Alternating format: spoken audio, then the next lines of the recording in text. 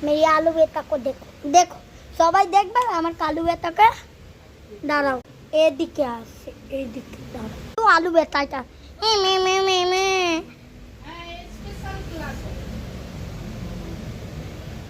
ও এখন বলতে কি যে আমার গেটটা খুলে দাও আমি এখন যাবো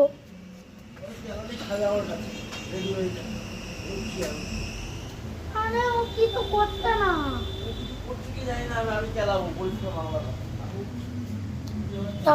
তলা দিল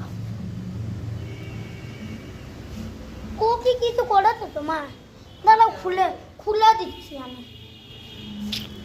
এখন মাতালো বলে দাদা চলে না নাহলে পুচুয়া চালাবে ভাগিয়ে দিচ্ছি